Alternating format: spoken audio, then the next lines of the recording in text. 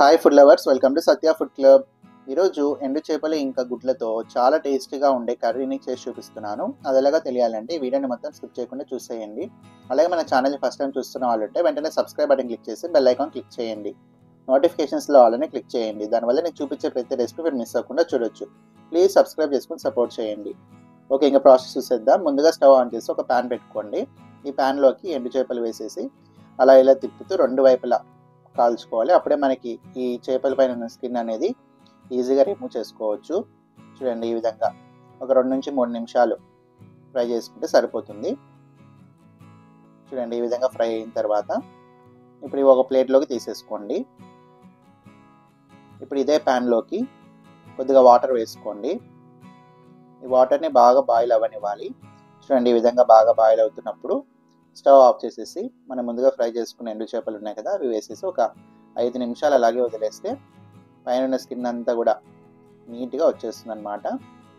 ఇలా నీట్గా నేను చూపించిన విధంగా స్కిన్ అంతా కూడా రిమూవ్ చేసేసుకోవాలి. అప్పుడే మనకి బ్యాడ్ స్మెల్ ఏం లేకుండా కర్రీ అనేది చాలా టేస్టీగా ఉంటుంది. ఇప్పుడు స్టవ్ పైన ఒక ప్యాన్ పెట్టుకోండి. ఈ ప్యాన్ కాస్త హీట్ అయిన తర్వాత ఒక 2 టేబుల్ స్పూన్స్ ఆయిల్ వేసుకోవాలి. ఈ ఆయిల్ కాస్త హీట్ అయిన తర్వాత ఇందులో కొద్దిగా పసుపు ఒక 1/2 స్పూన్ వేసుకుంటే సరిపోతుంది. మనం వేసుకున్న ఈ పసుపుని ఒకసారి ఆయిల్లో బాగా కలిపేసేయండి. ఇప్పుడు ఇందులోకి మనం ముందుగా క్లీన్ చేసుకున్నాం కదా ఎండు చేప ముక్కలు, ఇవన్నీ వేసేసి 2 సైడ్స్ తిప్పుతూ కాస్త మంచి కలర్ వచ్చేంత వరకు ఫ్రై చేసుకోవాలి. ఇలా ఆయిల్లో ఫ్రై చేస్తే మనకి ఈ ఫిష్ అనేది చాలా టేస్టీగా చాలా బాగుంటుంది. మనకి డ్రై ఫిష్ అంటేనే కొంచెం నీచు స్మెల్ ఎక్కువగా ఉంటుంది కాబట్టి ఇలా ఆయిల్లో ఫ్రై చేసుకోవడం వల్ల మనకి కర్రీ అనేది చాలా టేస్టీగా ఉంటుంది. చూడండి, ఈ విధంగా లైట్గా బాగా ఫ్రై అయ్యి మంచి కలర్ వచ్చిన తర్వాత ఇప్పుడు ఒక ప్లేట్లోకి తీసేసుకోండి. ఇప్పుడు అదే ఆయిల్లోకి ఒక 2 మీడియం సైజ్ ఆనియన్స్ని ఇలా చిన్న ముక్కల్లా కట్ చేసి వేసుకోండి. ఇవి కాస్త ఫ్రై అయిన తర్వాత ఇందులోకి ఒక 5 నుంచి 6 పచ్చిమిర్చిని పొడవుగా కట్ చేసి వేసుకోండి. ఇవి కూడా కాస్త ఫ్రై అయిన తర్వాత ఇప్పుడు కొద్దిగా జీలకర్ర, మిరియాలు, ఒక 4 నుంచి 5 వెల్లుల్లి ఇలా కచ్చాపచ్చగా దంచేసి వేసేసుకోవాలి. మనకి మంచి ఫ్లేవర్ ఉంటుందన్నమాట ఇలా వేయడం వల్ల. అలాగే 2 మీడియం సైజ్ టొమాటోస్ని కూడా ఇలా చిన్నగా కట్ చేసి వేసుకోవాలి. ఈ కర్రీకి ఆనియన్స్ ఇంకా టొమాటోస్ అనేవి చిన్నగా కట్ చేసి వేసుకోవాలి. ఒక 1/2 స్పూన్ సాల్ట్ వేసుకోండి.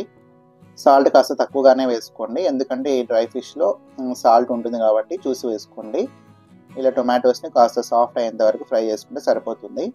ఇప్పుడు నెక్స్ట్ వచ్చేసి ఇందులోకి ఒక 3 స్పూన్స్ వచ్చేసి కొత్తిమీర, అల్లం వెల్లుల్లి పేస్ట్ వేసుకోండి. ఇప్పుడు ఈ మసాలా కూడా ఒకసారి బాగా కలిపేసి కాస్త పచ్చివాసన ఏమైనా ఉంటే అంత పోయేంత వరకు ఫ్రై చేసుకుంటే సరిపోతుంది. నెక్స్ట్ వచ్చేసి ఇందులోకి కొద్దిగా ఎండు కొబ్బరి పొడి 1 టేబుల్ స్పూన్ వేసుకోండి. 1 స్పూన్ కారం, 1/2 స్పూన్ ధనియాల పొడి వేసేసి ఇదంతా ఒకసారి మళ్ళీ బాగా కలిపేసేయండి. ఈ విధంగా కలుపుకున్న తర్వాత ఇప్పుడు ఇందులోకి చింతపండు పులుసు వేసుకోవాలి. ఒక చిన్న నిమ్మకాయ సైజ్ అంత చింతపండుని ముందుగానే నానబెట్టి ఇలా జ్యూస్ తీసేసి వేసుకోండి. చింతపండు పులుసు వేయడం వల్ల మనకి ఈ చేప ముక్కలు ఇంకా మనం వేసుకునే ఎగ్స్ కూడా చాలా టేస్టీగా చాలా బాగుంటాయి. ఇప్పుడు ఇందులోకి ఒక 150 నుంచి 200 ml వాటర్ వేసుకోండి. మన గ్రేవీకి తగినంత వాటర్ వేసుకొని ఒకసారి బాగా కలిపేసి మూత క్లోజ్ చేసి ఒక 5 నిమిషాలు ఇలా బాగా మరగనివ్వాలి. చూడండి, ఈ విధంగా బాగా మరుగుతున్నప్పుడు ఇప్పుడు ఇందులోకి ఎగ్స్ని ముందుగానే బాయిల్ చేసి ఇలా కట్స్ పెట్టుకొని వేసుకోవాలి. ఇలా కట్స్ పెట్టడం వల్ల మనకి ఈ గ్రేవీ అంతా కూడా మనకి ఎగ్ లోపల వరకు వెళ్ళి మనకి ఎగ్స్ అనేవి చాలా టేస్టీగా బాగుంటాయి. ఇప్పుడు మూత క్లోజ్ చేసి ఒక 2 నుంచి 3 నిమిషాలు ఉంచుకుంటే సరిపోతుంది. ఇప్పుడు మళ్ళీ ఒకసారి బాగా కలిపేసి నెక్స్ట్ వచ్చేసి ఇందులోకి మనం ముందుగా ఫ్రై చేసి పెట్టుకున్నాం కదా ఎండు చేపల్ని, అవి కూడా వేసేసేయండి.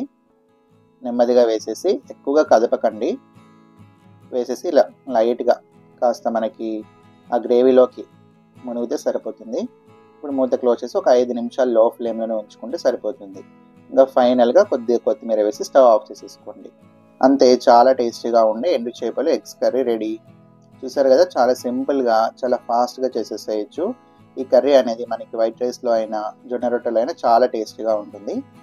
మీకు ఈ రెసిపీ నచ్చిందని అనుకుంటున్నాను. నచ్చినట్టయితే ఈ వీడియోని లైక్ చేయండి. ఇలాంటి మరెన్నో టేస్టీ రెసిపీస్ కోసం పక్కన సబ్స్క్రైబ్ బటన్ క్లిక్ చేసి బెల్ ఐకాన్ క్లిక్ చేయండి. నోటిఫికేషన్స్లో ఆల్ని క్లిక్ చేయండి. దానివల్ల నేను చూపించే ప్రతి రెసిపీ మీరు మిస్ అవ్వకుండా చూడొచ్చు. ప్లీజ్ సబ్స్క్రైబ్ చేసుకుని సపోర్ట్ చేయండి.